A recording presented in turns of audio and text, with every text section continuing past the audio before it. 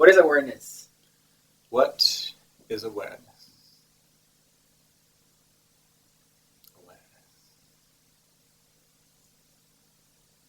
A lot of us have heard that we need to be aware as part of our practice. But a lot of people also don't know what awareness means. How do you practice awareness? How do you practice awareness? You may have heard it as being in the present moment. What is present moment? And there's a lot of different ways to say the same thing. But sometimes we get just really lost in so many adjectives and so many labels, and this is awareness and this is this. The thing is that my understanding of awareness might be different than yours, but the sentiment or the intent is always the same. And awareness, it can be said in a different language, but the sentiment and the intent is always the same, which is being there without shame and without judgment, and have a deeper understanding of the situation and how it's happening and how it's developing. And if you can actually see it objectively without a feeling or emotion, you can actually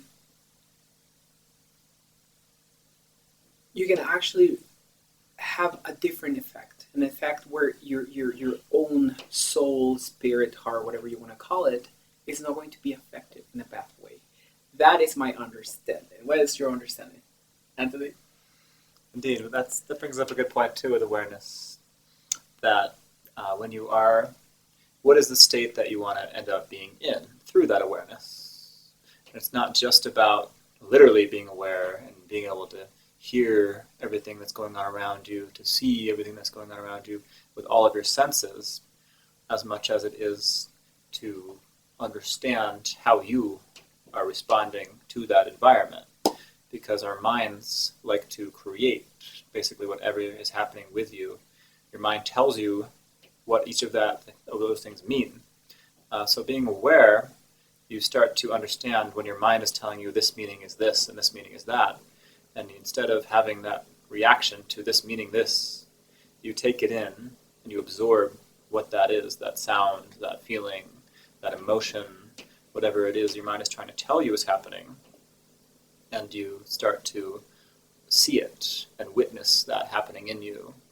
And that is kind of the awareness that I think of, is that the mind is telling you what all of the meanings for all these things are, but if you're aware, you're kind of observing everything that's happening around you, not necessarily reacting to it, but understanding it so that you can use the right response to what's happening instead of reacting. And I think you would agree also that being aware is also have a perspective of being in a point where you're not attached. And by attachment, I mean not being rational or being too mental or not too mental. Let's just say an example. You don't have a jacket, you don't have an umbrella, and it starts raining, you don't have a ride. So you might say the answer that you're going to give me is very rational, but it's not. What would you do? Well, you have two options. Ask for someone out there to lend you a phone so you can call someone so can come and pick you up. And just know that you're going to get wet. Period. That's being aware. You know what you have to do and you do whatever it takes to make it happen. That's being aware. Not being aware means, oh my God, I'm going to get wet and I'm going to get sick. And then what if my boyfriend, my girlfriend, my mom, my dad is going to get mad because I'm not on time? They're going to think that, why am I calling from that is not being aware. And do not get me wrong, it's not being completely rational, but simply being the very moment where you are standing objectively and do something about it. Would you agree that that's part of? Very much so. That brings up actually a different thing that I was thinking about. When you are in that part about the involvement of I'm getting wet and interpreting all of the meanings behind being wet, you're not in the present moment. You're not aware of anything around you. You're not aware of yourself and everything else, but if you're there getting wet, and your mind says to you, "I'm here getting wet." Oh my That's god! Oh the my god! I'm awareness. getting wet. Oh my god! But the But if you're awareness is upset- just like it's wet. Done. That's Exactly. it. Exactly. The So- I'm wet is not So, the but don't problem. say, It's the well, how can I not obsession with complain? it. Yeah. How can I not complain? It's the complaining. Just imagine that you are a toddler. I mean, like toddlers, sometimes they have playful time and they get wet, or they go into the sand and they get dirty, or they get wet and they don't complain about it. Is that because they're aware? They probably are. They're Yeah, pretty I mean, from a young aware. age, you don't have that involvement that you've already created your whole life, and you have nowhere to go. don't know how to react necessarily because nobody's told you yet. So when a child falls and skins their knee, they look to their parents like, "What am I supposed to do? Should I how does this? Something happened. What do I do?" Social conditioning. Yes, and then they learn that they're supposed to cry because of the mother coming and saying, "Oh my gosh, that hurt so much. Look at you. Are you okay?" Whereas the child doesn't necessarily even have that pain at that time, and so they're conditioned and taught that this is how you react. This is what you're supposed to do when you fall and hurt your knee. Which is big. Is Mhm. this how I Yeah. supposed to react? Which I'd like to ask you this. Being aware, does it make you a robot? No, not at all. No, you don't have to do anything. That's the point. It's besides start observing and seeing. You don't necessarily become a robot because you're still feeling everything. You're experiencing all of it instead of just one part of it where your mind is telling you this is what we're thinking about right now. It's not just this pain. It's all of the awareness of everything else around you, and you're not thinking about the meaning of all of the other things. You're just being there in the present moment, so to speak. And this awareness also reminds me of this little analogy that I know where they get priests, and they get priests from different religions, and also a Buddhist monk or whatever you would call it. I might not know the story perfectly, but this is how it goes, and that's the point. They say to someone, well, what would you do if they put the Quran in the toilet? And the priest answers, oh my God, this is like so bad. I would get so angry, and why are they doing this? They ask another priest, what would you do if they put the Holy Bible in the toilet? Oh my God, this is so bad. I mean, this is not right. Why would they do that? And then they ask the Buddhist monk, what would you do if they put the Dhammapada in a toilet? And the monk responded, the most obvious thing, call a plumber. And this is the whole point, to be aware. What does it need to be done? Which is, okay, we need to fix the toilet. And who do we call the plumber? And the whole anger about why did they put the Dhammapada in the toilet is a secondary thing. This is an emotional, and you are disattached with the emotion. And I repeat, it doesn't mean that you are a robot.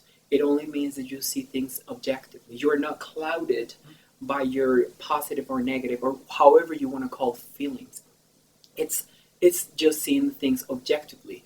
Why? Because your goal, like our goal in life, like I think everybody's goal in life is to be, never mind happy, because happiness goes up and down, up and down. I think that our goal, which is the higher form of happiness, is being at peace, and simply understand life as it is, which is we will get sick, we will get old, and we will die eventually. And being aware of that won't bring us suffering, because we're bringing the objectively thinking of this is going to happen. So every minute counts. What do you think about that? Yes, yeah, the awareness is kind of helps you depend on, it teaches you how to understand instead of being reactive, as far as you start to realize that when they put that book in the toilet, what are they doing? And Enhancing feelings. What it means is in your mind. So letting go of that meaning and starting to watch, like there's a book in the toilet. Doesn't have to mean anything, but if you want to, you can get involved and you can say, that's my holy book, that means so much to me, it hurts me to see this happening. And that disturbance in yourself is that lack of awareness. And who gave that disturbance to you? Well, exactly. The disturbance comes from within you. No one else but you. Mm-hmm. Because for all you know, the toilet got there by, I don't know, by spirit. I don't know. But Yeah. the very fact that you're thinking about who did it, it's already causing you suffering. A part of that also is the intention of the other person and whatever else, but that's all outside information. Um, Awareness is about interpreting outside information, in that what things mean comes from within you, not from outside of you. So basically, you can choose to pick up an intention that somebody else is giving you, or you can reject it, or ignore it, or let it pass, or not get involved. And the not getting involved with the mind and everything that has all these meanings is part of being aware, because all of that takes you away from your awareness. It brings you into your mind and into your feelings and all this stuff that's going on in you, but that doesn't necessarily need to be the case. Which is also a programming, because a lot Yes. of people might see it positive or negatively. That's your duality. And some other people might see something. I remember the first time I saw Kali, which is a Hindu goddess. I was like totally taken by her, not in a good way, because I was not understanding what I was seeing. There was a lot of symbolism, and I was not understanding it. Once I got really familiar with it, I loved it, and I was like, okay, I was not aware. I was bringing the whole concepts that I was raised with, and I was raised with reject anything that it was completely different than me. Now my mentality, my awareness is more like embrace, investigate, try to absorb, and switch it, and do not deny or reject it. It's more like understand. And awareness a lot of the times is trying to understand. And what do you mean by understand? You just don't come up with a lot of questions to understand it. You just try to be quiet and see, observe, listen, hear, and then you start analyzing and seeing. The moment that you start assuming, you are not longer aware, because now you are what the word says. You are analyzing, you are questioning, you are not longer just taking it. So, what do you think it would be a way to practice awareness? Like from an instant, like just a moment right away. Exactly. That brings up a huge thing, too, that you're not just going to be able to decide that you want to be aware and start being aware. Because you're programmed to think. Because your whole life is programmed, yes, and you need that programming to exist on this plane of reality, but at the same time, it's causing you so much suffering because of how much everything means to you, good and bad. So awareness is taking that time to start practicing, noticing and observing how you react, how your mind is attaching and involving and working with things. I could talk about Kali too forever, but there's a whole other story on that. I know. I'm like, oh, I want to talk about Kali now. Oh, I love Kali. I know exactly. But and how the mind works too, because that's another huge thing. Like you get into so much that you have to keep going to smaller details about how the mind works and why the mind works and everything else, and even why we were programmed and everything else that you might not necessarily know just from wanting to hear about awareness. So some of the first practices of awareness are through meditation. They have you watch your breath. Vipassana? Or yes. Vipassana, some people pronounce it differently. Mm-hmm. Exactly, just so you can start being aware of one thing. It also helps your attention span, because being aware needs a lot of attention, including this exercise. So just watching your breath in and out, and then noticing when you forget to watch or when your mind goes somewhere else and brings in something that has nothing to do with anything, because that's what the mind does. And I have a very, very quick meditation. If you're standing in line waiting within 6 feet of distance and social distancing, do not start thinking, oh my God, it's taking forever. My unemployment monies are not kicking in. Don't start doing that. Take a deep breath. Look around. And tell yourself you're back. That is like a 3-second meditation. And every time you see yourself in that situation, take a deep breath, look around, and say, "You are back." Don't say your name, "You're back." Just say, "You're back," because now you are completely there. That is being aware. Mhm. You are taking yourself out of your malfunctioning, judgmental brain or mind, soul or spirit, however you want to call it, and now you are deeply in the moment, which is just taking a deep breath and looking around and remind yourself that you are there. And you can practice this 3-second meditation every time. Another meditation that I think brings you back to awareness instantly is saying, "I don't know." If you are waiting in line and you're like, "Oh, is this going to take forever?" You don't know. You don't know because that's the reality. Mhm. And that is awareness. Believe me, not knowing how long something is going to take, not knowing if your boyfriend or girlfriend are cheating on you, not knowing if there's a ghost at the corner, not knowing that is awareness because you don't know. And the moment that you say, "Well, I do believe it," you're doubting because believing is not a fact. It's creation, yeah. It's a creation of your mind, and your mind is trying to get you back into the playground of overthinking. So when you say, "I don't know," that's the truth. That is the absolute Mhm. truth at that moment. Yeah. You don't know. Well, knowing that you don't know You know. makes you aware. It brings you to that place of, oh, silence. And you're there, your mind is quiet because you've ended that thought process. So until the mind comes back in with something new, you have that little moment of awareness where you're just there. And which also reminds me that silencing the mind is needed because when you breathe, you go and then you exhale. But there's a pause. There is a pause where you are not either breathing or exhaling. And that pause right there is very peaceful. You are not in the world. Nobody breathes like that.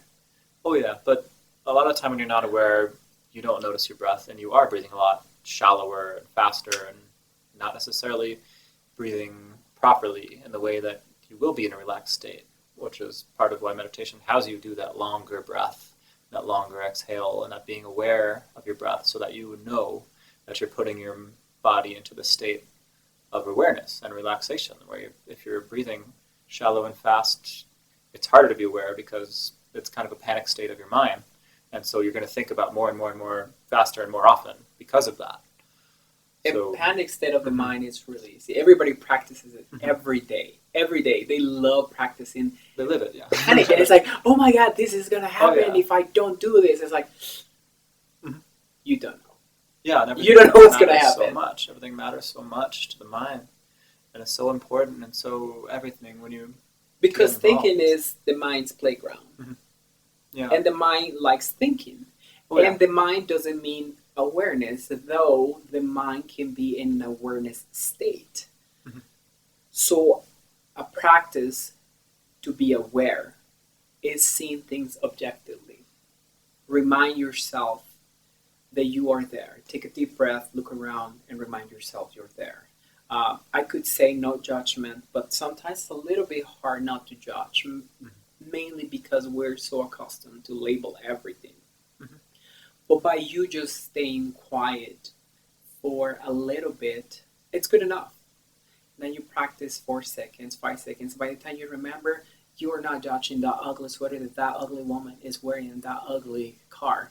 Mm-hmm. And then you remember that you're aware because now you're not longer judging. You're completely in the present moment. You just see that woman and that woman is there. And in the future, you are only going to look. You're not going to see a car. You're not going to see a woman. You're not going to see her ugly car. Now you're aware that you're just seeing, watching, and observing. And you won't call it watching and observing. You're just absorbing everything.